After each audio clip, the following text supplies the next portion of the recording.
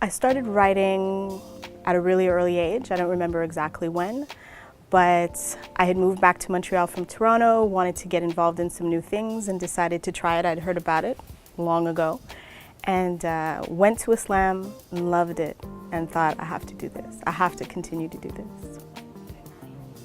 The thing that motivates me is that my stories are touching people. So I'm getting feedback from the audience that I've said something that moved them, or I've said something that they've never thought about before, and that's an important thing for me. My inspiration comes from life. Most of my stories are personal, about events that have happened to me or people that I know.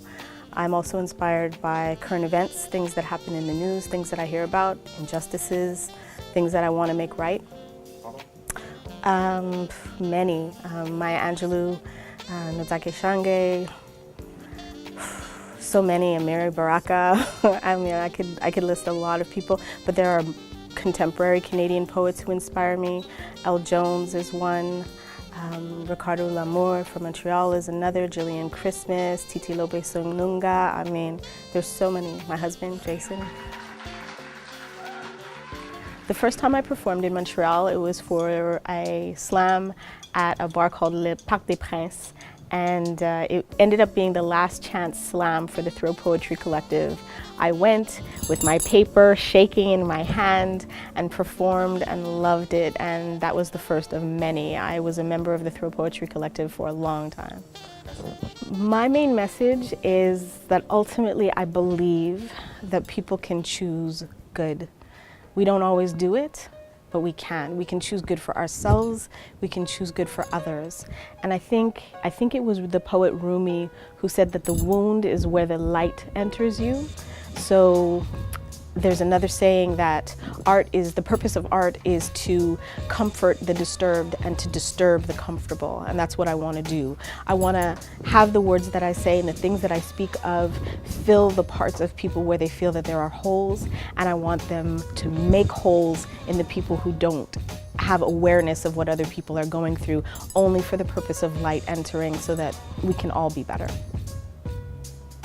I think spoken word, poetry, literature, all arts really, dance and visual arts are so important to maintenance of the soul. They are the things that allow us to express what is deepest and most human about us in ways that sometimes transcends words and is healing. And so for me, it is so important for people to even have access to the arts, not just to practice it, but even to have access, to hear certain kinds of music, to see certain kinds of dance, to experience certain kinds of creative works, because they help us to heal, they help us to manage the pain in the world.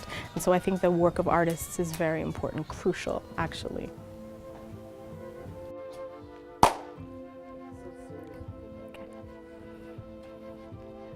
One fish, two fish, red fish, blue fish. Who told you that you should go fish? Treat my sister like some blowfish, raw like sushi up on your dish. Did you hear me? Hands, hands, fingers, thumb. You must have thought she was dumb, like some silly circus monkey drumming on a drum, drum, drum. And you say, who, sir? Girl, not me, sir. There's some news I have for you, sir. Predator, you sick abuser. Tricks are for kids and games are for losers, but you go ahead and do what you feel you need to do. And what I'm gonna try to do is pray for you. And I'm going to pray for the one who damaged you too, because you are so obviously broken. Every other word spoken out of your mouth has been a lie, and as much as I try, I realize that I just despise you, what you have done and what you continue to do. You have a beautiful child. Her life being the result of you acting wild is not her fault. And so the assault that you inflict on her childhood memory seems excessive to me and unnecessarily retaliatory. I mean, really, who are you trying to hurt? Why don't you just blurt it out, get it off your chest so me and my people can get on with the rest of our lives unscathed by further contact? Do I want this child to lose direct access to her father? No. Does being a sperm donor make you a father? I don't think so.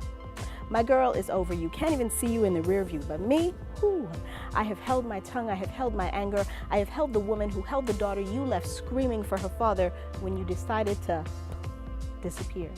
So I just wanted to make one thing perfectly clear, and I will keep it simple, just like Dr. Seuss. This is not about your ex, so that does not begin to be an excuse. Being a deadbeat father is child abuse.